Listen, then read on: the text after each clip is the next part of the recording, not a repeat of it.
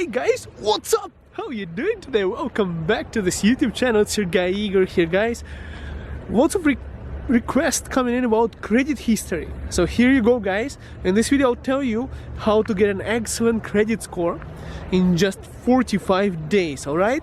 Whether you're a new immigrant with no credit history at all, or a person who has a screwed up credit history and you want to fix it, this video is for you guys.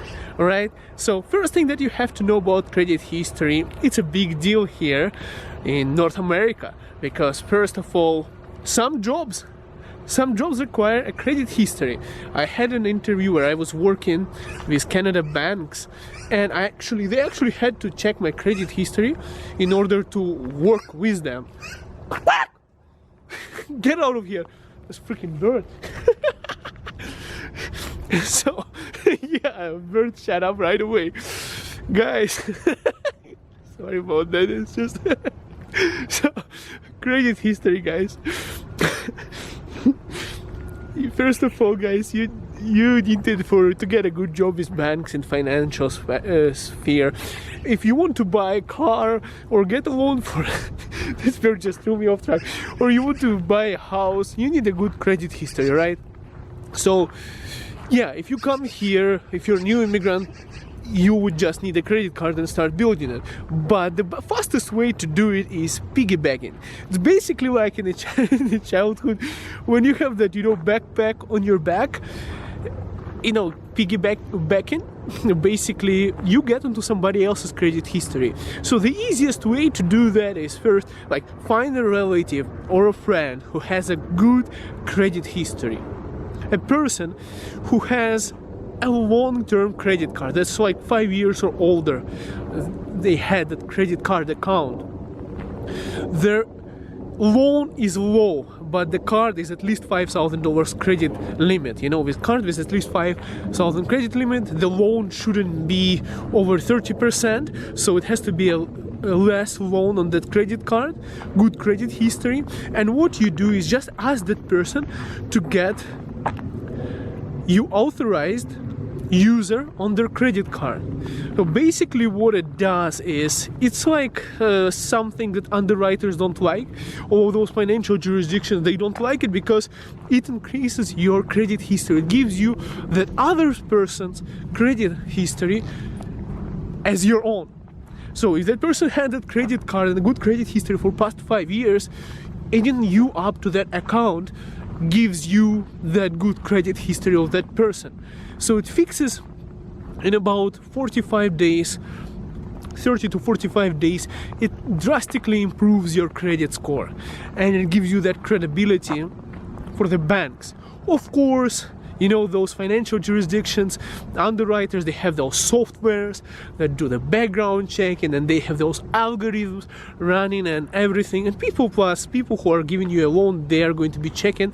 But yeah, that's the way how you could improve it.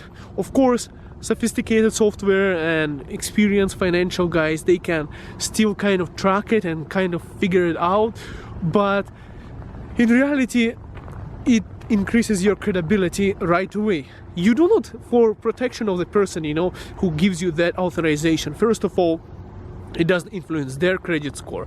So their credit score doesn't go down because you don't have a credit score, a credit history, or for example, if your credit history is bad, their score doesn't go down, but yours goes up.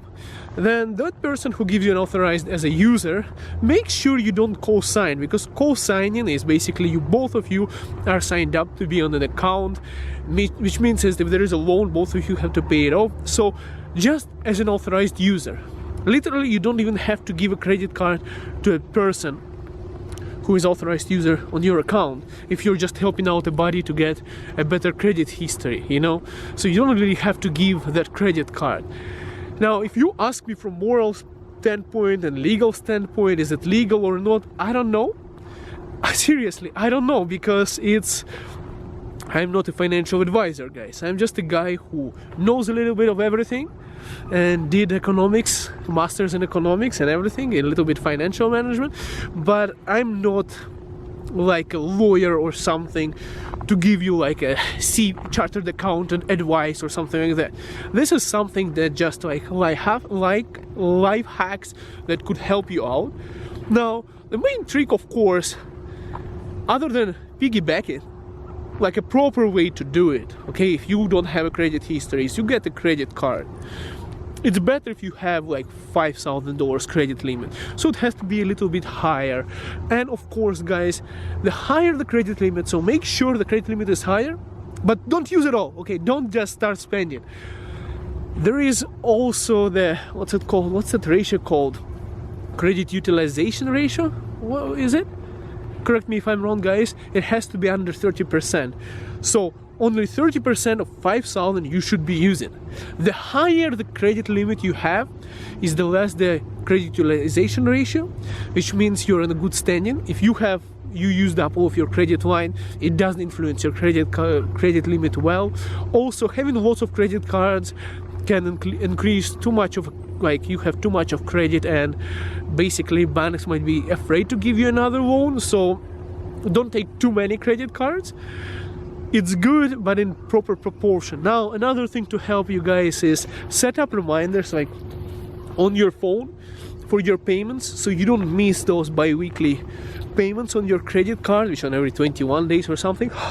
For banks, make sure you don't miss the payments, minimum payments at least, when you're paying for your credit card, because missing a payment, it decreases your credit score. Pay on time, it goes up. You can also do a life hack like I did. You can just set up pre-authorized payments. Basically, you can set up with your bank for your bank to pay on certain days. For example, a few days before that period ends, a certain amount, like a minimum payment, let's say like $20 at least. This way you're not going to miss a payment, and your credit score is not just going to go down just because, you know, just because you missed a payment by mistake because you forgot that you own something there. So it's not too difficult, guys. It's not too difficult. It's important to have a credit card. I know those guys, you guys who come from other countries, especially, you know, you come to Canada, you're like, what the hell is a credit score? You come to States, what the hell, why am I supposed to take a credit card? I used to use a debit card everywhere, but hey, you want a loan, you want a car, you want a house, you want to get a good job, you want a loan to start a business with the bank, they want to make sure that you pay, make sure they are making money on you. That's actually the truth. What they want to make money on you. Then they want to make sure that you're not going to screw them over by not paying your loan.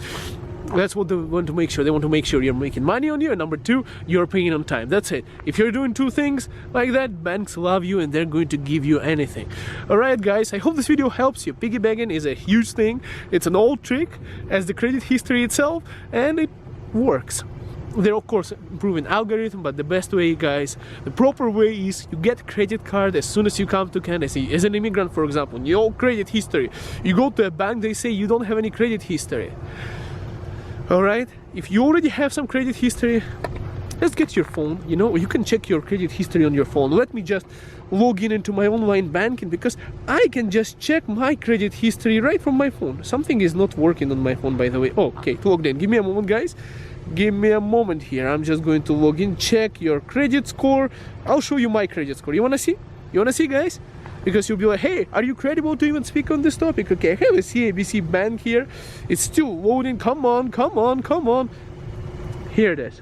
That's my credit score right now. Your score is 801. So my score is excellent as of now. This is my score.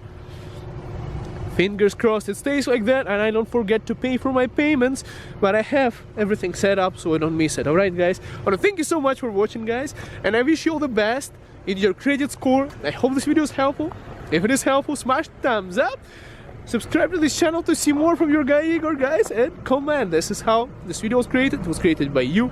You were requesting. I got like 5 comments in past 2 days asking me about credit history and how to build it and how to fix it. Here you go, guys, this video is for you. Alright guys, I want to thank you so much for watching. Make sure you don't sue me after this video, because hey, you know, I'm just giving you an advice and I'm not a lawyer or a chartered accountant or anything. Alright, if you get in trouble, if you try to mess with the system to get a loan and do some kind of financial fraud, it's not on me, it's on you guys. Alright, I'll see you in the next video. Have a good one.